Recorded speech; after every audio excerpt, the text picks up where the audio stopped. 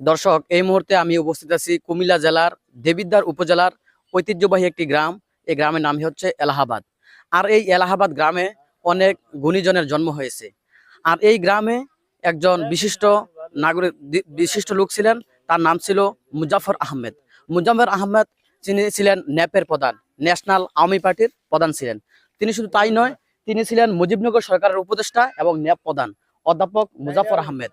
তিনি 1922 সালের 14 এপ্রিল জন্মগ্রহণ করেন। তার মৃত্যু হয় 23 আগস্ট 2019 সালে। আপনাদেরকে দেখাচ্ছি, এখন আমি তার কবরের পাশে দাঁড়িয়ে আছি। এই লোকটি দেশের জন্য অনেক পরিশ্রম করেছেন এবং মুজিবনগর সরকারের উপদেষ্টা প্রধান ছিলেন। এবং এই যে দেখতে পাচ্ছেন তার বাড়িটি খুব ছোট একটি বাড়ি। এই বাড়িটি তিনি নির্মাণ করেছিলেন অনেক আগে। এখন এই বাড়িতে তার ছেলে মেয়ে কেউ থাকে না। আপনারা দেখতে পাচ্ছেন ছোট একটি কুড়িঘরের মতো, যদিও কুড়িঘর নয়, তার বাড়িটি কুড়িঘরের মতো। শুধু বাড়ির সামনে একটি ময়লাযুক্ত একটি দেখতে পাচ্ছেন কলাপসিবল গেট আছে এবং একটি ভিতরে দেখা যাচ্ছে অধ্যাপক মুজাফফর কর্নার। এই ভিতরে সম্ভবত কিছু এখানে তার স্মৃতি বিজড়িত অনেক কিছু এখানে এই বাড়িতে অবশ্যই সংগ্রহ করা আছে। তো তার 3 ভাই ছিল, 3 ভাইয়ের মধ্যে একজন এখন জীবিত আছে, যিনি ঢাকায় বসবাস করেন। অধ্যাপক মুজাফফর আহমেদ শুধু এলাকার জন্য নয়, শুধু দেশের জন্য তিনি জীবন দিয়েছেন এবং দেশের জন্য অনেক কাজ করেছেন। এছাড়াও তিনি তার এলাকায় বিভিন্ন ধরনের প্রতিষ্ঠান নির্মাণ করেছেন। অধ্যাপক মুজাফফর আহমেদ তিনি কুমিল্লা ভিক্টোরিয়া কলেজে তিনি লেখাপড়া করেছেন, ঢাকা বিশ্ববিদ্যালয় কলেজে লেখাপড়া করেছেন এবং তিনি ঢাকা বিশ্ববিদ্যালয়ে অধ্যাপনা করেছেন। 1957 সালে আহমদ আব্দুল হামিদ খান বাসার নেতৃত্বে আওয়ামী ন্যাশনাল পার্টি বা ন্যাপ গঠন করেন। 1966 সালে আহমেদ তৎকালীন পূর্ব পাকিস্তান ন্যাপের সভাপতি হন, কারণ ন্যাপ প্রধান সোভিয়েত ইউনিয়ন এবং চীনপন্থী লাইন অনুসরণে প্রশ্নে বিভক্ত ছিলেন। 1971 সালে আহমেদ বাংলাদেশের স্বাধীনতা যুদ্ধের সময় প্রবাসে থাকা বাংলাদেশ সরকারের মুজিবনগর সরকারের উপদেষ্টা প্রধানে দায়িত্ব পালন করেন। তিনি জাতিসংঘের সাধারণ অধিবেশনের যুদ্ধকালীন বাংলাদেশের পক্ষে বক্তব্য রাখেন। বাংলাদেশের কমিউনিস্ট পার্টি এবং বাংলাদেশ ছাত্র ইউনিয়নের সদস্যদের নিয়ে একটি বিশেষ গেরিলা বাহিনী প্রতিষ্ঠা করেন। 2015 সালে আহমেদ স্বাধীনতা দিবস পুরস্কারের জন্য মনোনীত হন।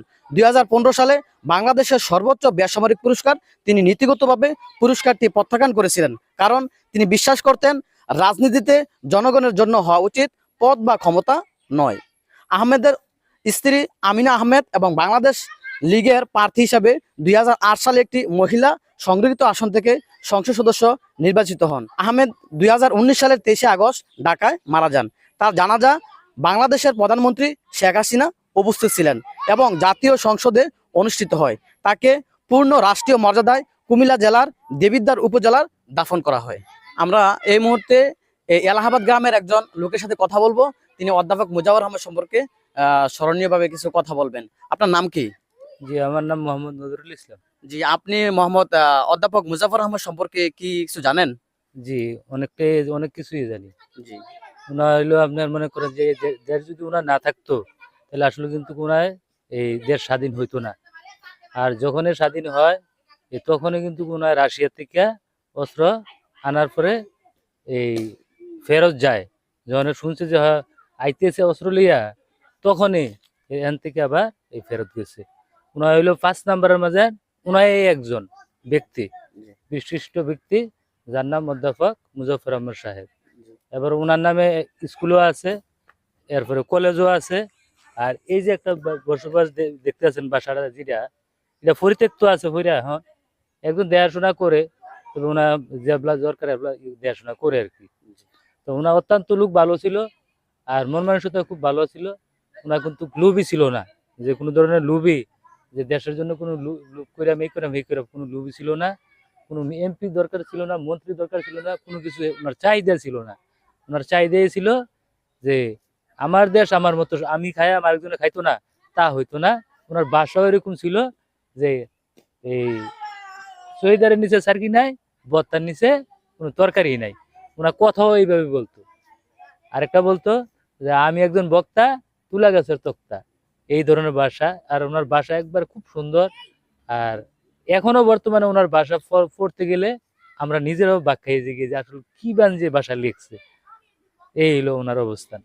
ধন্যবাদ আপনাকে। বিদায় নিচ্ছি। আমি ইউসুফ শান্ত, দেবিদ্বার, কুমিল্লা।